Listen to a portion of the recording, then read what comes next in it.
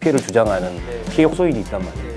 거기에 훨씬 더 자기 감정을 이입하는 그런 의견들도 좀 있다고 생각해요. 다양한 이견들이 존재하고 공존할 수 있는 합의의 범위 같은 거를 추구하는 게 그 민주적인 정당의 질서라고 생각하거든요. 자연스럽게 세대교체 일어나야 되고 의도적으로 좀 더 파격적인 세대교체를 선택할 수도 있다고 봐요. 정의당에도 과감한 세대교체를 통해서 거듭나는 게 필요하다? 아니다? 필요하고 그래서 저희는 보수 단일 후보로 박원석 당대표를 만들기로 했습니다.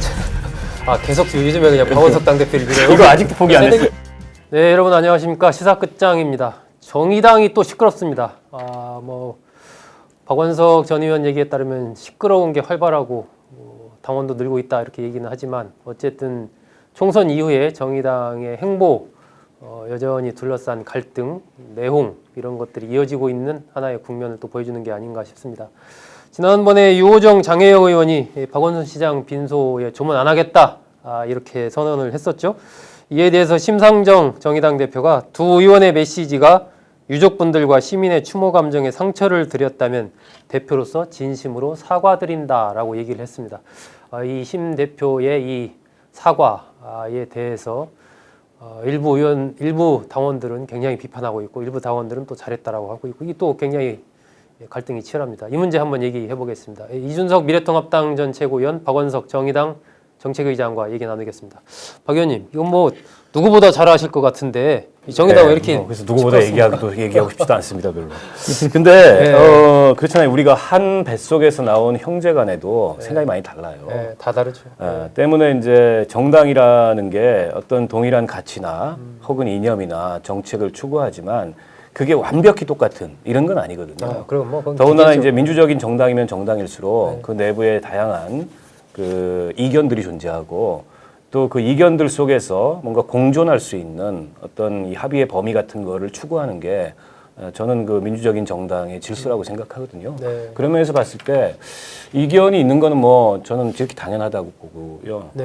그러니까 이번 사건 같은 경우에는 이번 일 같은 경우에는 누구에게도 조문을 해야 된다, 하자라고 정한 바가 없습니다. 네. 할 사람은 하고 아닐 네. 사람은 아닌 거죠. 네. 상식적이지 않습니까? 본인이 조문 가고 싶으면 가고 아니면은 안 가는 거예요.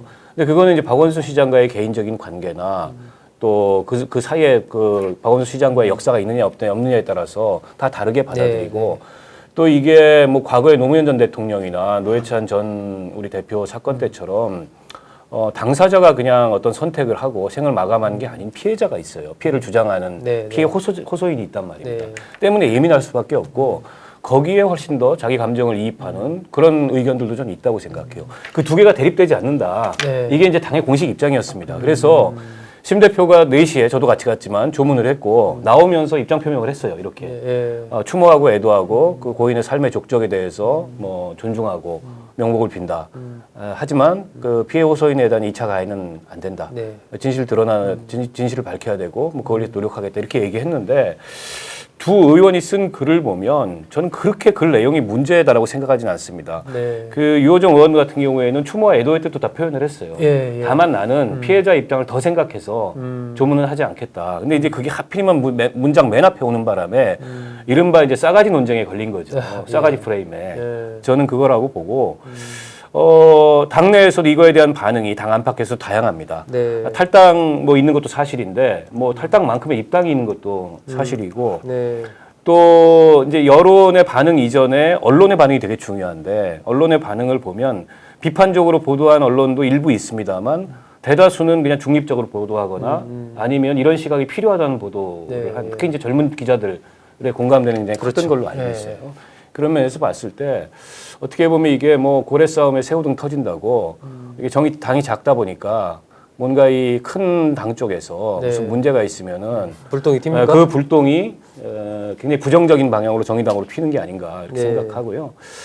심 대표가 오늘 아침에 이제 사과 표명을 한 맥락은 그런 거예요. 그 두 의견은 그 공존할 수 있다는 얘기를 한 거고 두 입장 다. 그리고 두 의원은 이 피해자를 위해서 좀 더 굳건한 연대를 해야 된다는 점을 강조한 거고 그 입장이 틀렸다는 게 아니고 그러나 어떤 그런 메시지가 또 유족이나 시민한테 상처가 됐다면 그 점에 대해서는 이제 사과한다. 그래서 이게 다 뭐 이해될 수 있는 메시지인데 원래 정치 메시지라는 게 행간 다 사라지고 이제 전부 다 특정한 단어만 남잖아요. 그렇죠. 사과, 예. 심상정 사과. 마치 철없는 딸들의 행동에 대해서 엄마가 사과했다. 네, 그게 잘못됐고 이게 뭐 그러니까 이제 사과드린다 당내에서는 또 이런 이제 이 들끓는 거죠. 예. 무슨 사과냐. 예.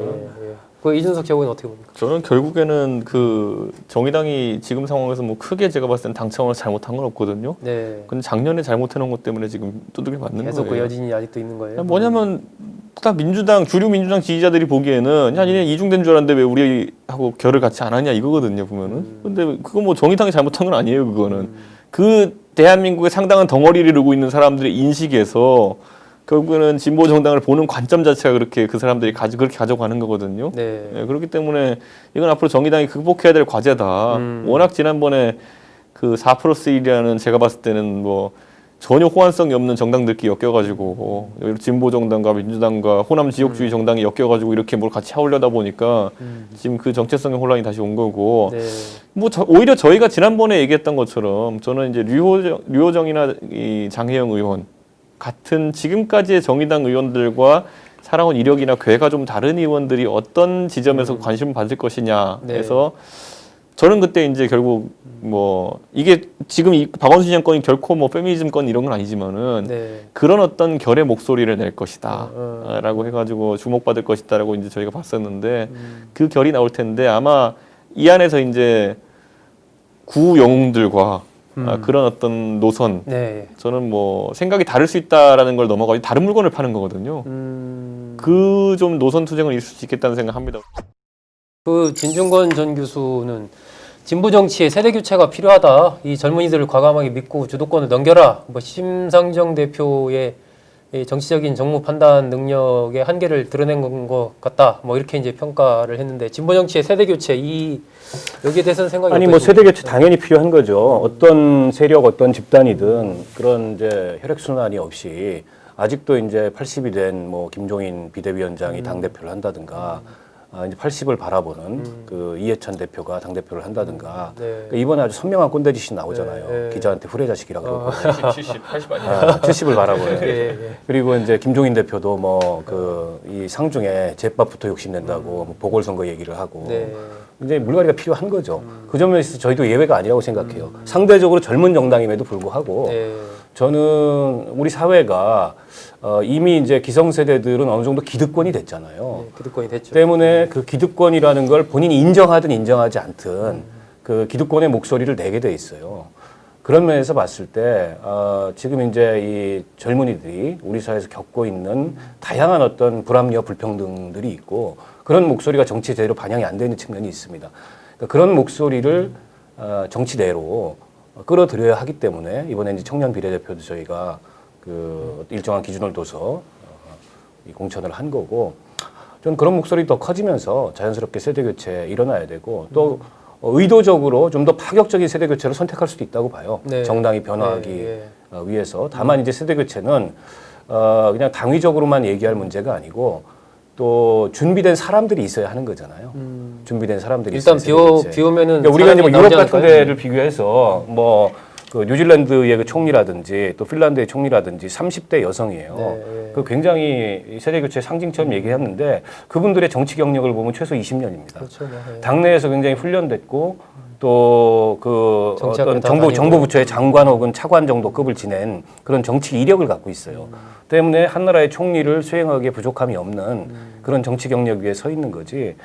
그런 거 없이 세대 교체가 능사다라고 얘기하는 것도 저는 좀 위험하다고 보고 정당 내에서 세대 교체를 원활하게 하기 위한 시스템을 갖추느냐 못 갖추느냐. 그러니까 젊은 세대를 지속적으로 양성해내는 그런 시스템을 갖추느냐 못 갖추느냐가 관건이고 정의당도 이제 그런 지향을 갖고 있습니다만 뭐 충분히 그걸 잘하고 있다고 볼 수도 없는 측면도 있다고 봐요. 저는 근데 이거 정의당이 들고 있는 아이템 중에 제가 아까 두 가지 충돌할지 모른다 그랬는데 저는 오히려 과거 아이템이 더 좋아요. 아이템은. 그러니까 이게 미국에서도 이제 보면 정당이 결국엔 대중정당화를 하고 아니면 덩어리가 커지려고 그러면은 좀 파이가 큰 아이템을 잡고 가야 되거든요. 그래서 지금 소수자 문제 이런 것들은 뭐 중요한 가치일 수는 있겠지만은 이게 정당에 가장 자주 등장하는 테마가 되어가지고는 소수자가 왜 소수자겠습니까? 그만큼 그분들이 관심을 받지 못한 영역이 있기 때문에 그분들을 케어해야 된다고 하는 것인데 굉장히 소수의 이슈로 들어가는 것이기 때문에 오히려 과거에 진짜 그 노동이라든지 인권이라든지 이런 문제로 돌아가는 것이 좀 낫지 않나. 아니 근데 이것도 편견이에요. 왜냐하면 차별금지법 같은 건 소수자 이슈가 아니에요.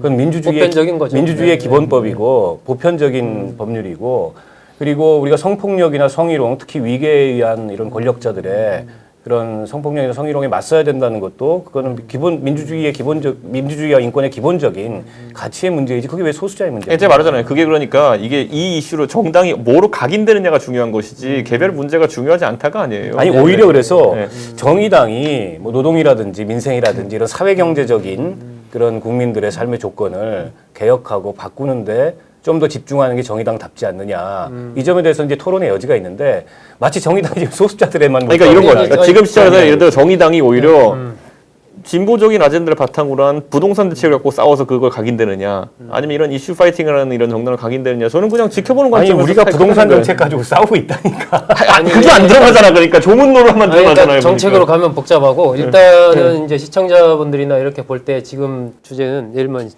이준석 최고한테 물어볼게요. 이제 심상정 대표, 그러니까 정의당 하면 과거에 노회찬 심상정 상징됐었지 않습니까? 어쨌든 쭉 그게 굉장히 장점도 많고 공헌한 바도 많은데 지금 여러 가지 맥락들로 봤을 때 예를 들면 진중권 전 교수 지적대로 그러한 좀 정의당에도 과감한 세대 교체를 통해서 거듭나는 게 필요하다 아니다. 요거에 대해서 한번 듣고 필요하고 그래서 저희는 보수 단일 후보로 박원석 당대표를 만들기로 했습니다.